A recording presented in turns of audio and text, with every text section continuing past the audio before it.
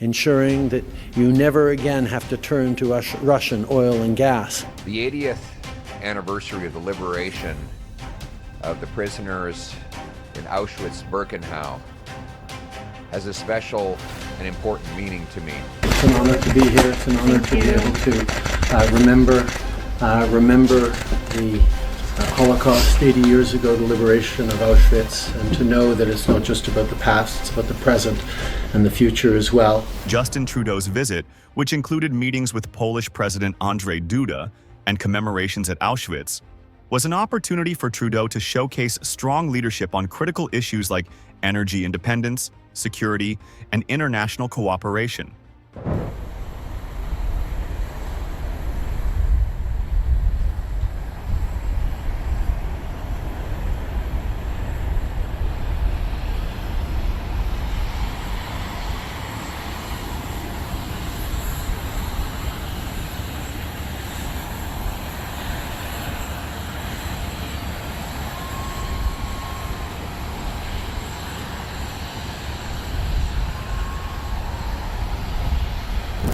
However, the difference between his approach and President Duda's only highlighted his weaknesses, leaving Canadians questioning whether their leader truly understands the pressing challenges of these times.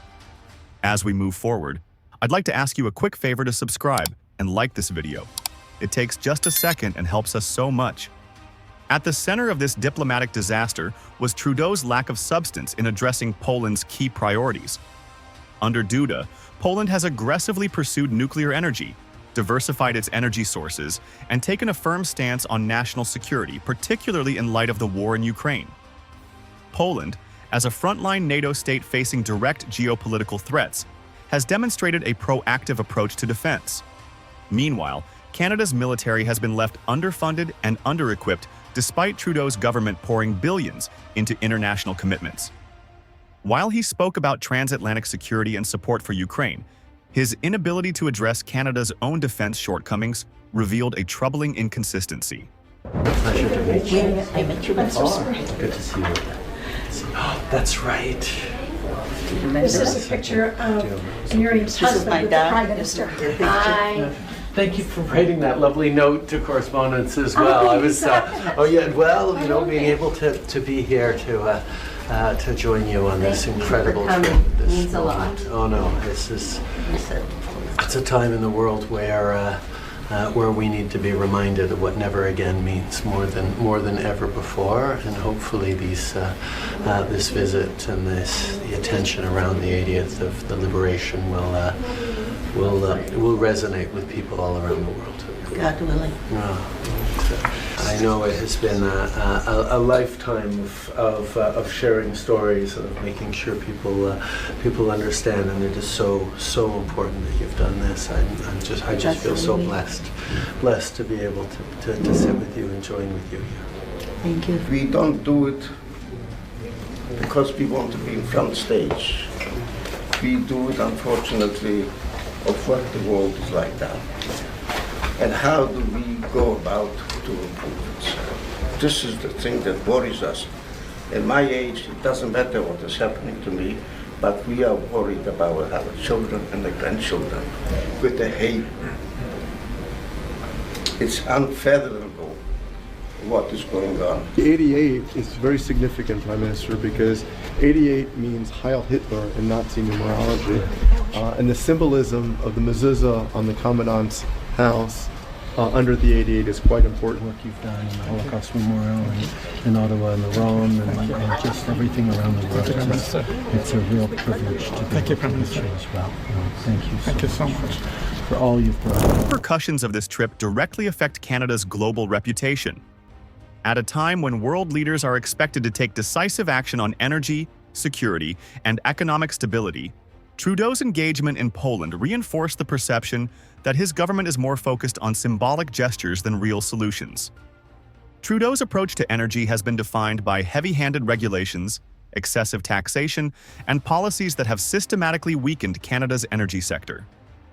His carbon tax has driven up costs for both businesses and consumers, while failing to provide meaningful alternatives that balance environmental concerns with economic growth.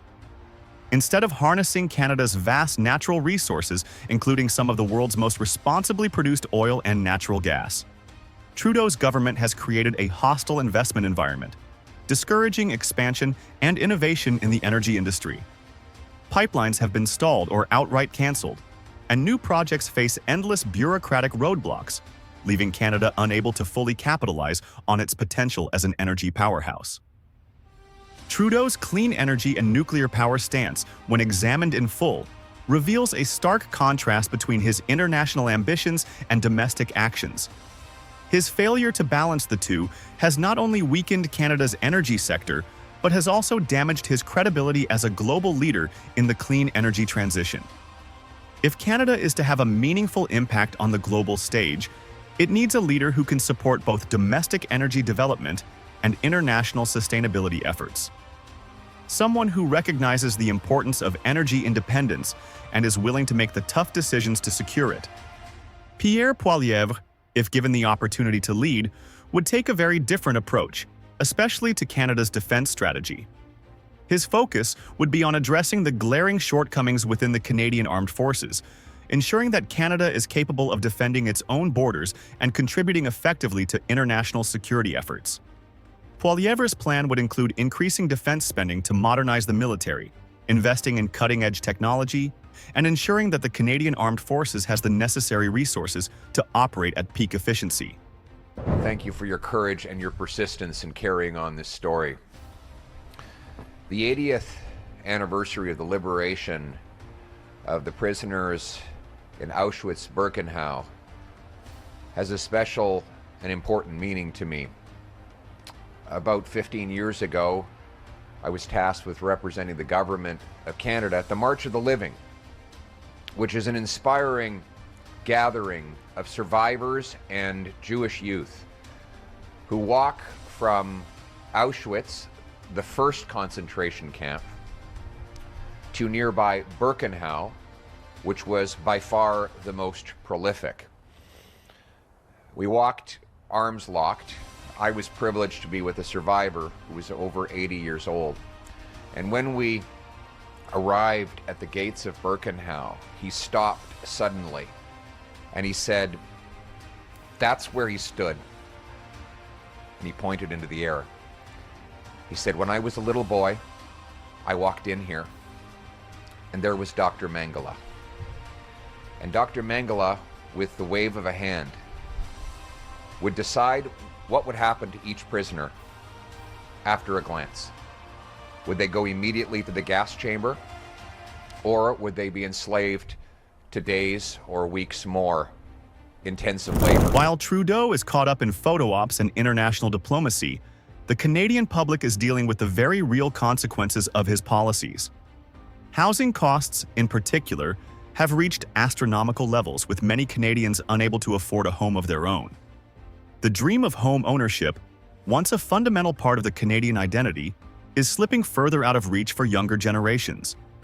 Meanwhile, food prices continue to climb, putting a strain on family budgets and forcing many to make difficult decisions between necessities. This financial pressure is compounded by the ongoing inflationary trend, which has resulted in higher costs for goods and services across the board. Prime Minister Justin Trudeau's visit to Auschwitz is an important way of showing respect for the victims of the Holocaust and reminding the world of the terrible events of World War II. It sends a message that history should never be forgotten and that world leaders must stand against hatred and discrimination. This visit is especially significant because Canada is a diverse country with people from many different backgrounds, and its leader taking part in such a memorial reinforces the idea that everyone has a role in preventing similar tragedies in the future. However, the real question is, does simply visiting a historic site and making speeches about past horrors actually do anything to stop modern-day hate and discrimination in Canada? While symbolic acts like this are meaningful, they don't necessarily fix the ongoing issues of racism, anti-Semitism, and intolerance at home. Many people believe that, beyond these gestures, leaders should take stronger action to address these problems directly through laws, policies, and education. The fallout from this trip to Poland may prove to be a critical moment in shaping the next Canadian election. As Trudeau's approval continues to slide, Poilievre's growing momentum may be the catalyst for a political shift. Voters who once viewed Trudeau as a fresh face with new ideas may now find Poilievre's more grounded, pragmatic approach appealing. The difference between the two leaders, Trudeau's lofty ideals and Poilievre's focus on tangible solutions, could set the stage for a highly contentious election, with Canadians choosing between a leader who appears increasingly out of touch and one who promises a return to practical, results-driven governance. Trudeau's trip to Poland could, therefore, serve as a defining moment in Canadian politics. It has exposed cracks in his leadership that are unlikely to be overlooked as the next election cycle approaches. As we reflect on the implications of this diplomatic misstep, the big question remains: can Trudeau recover from this international humiliation? What do you think? Let us know in the comments.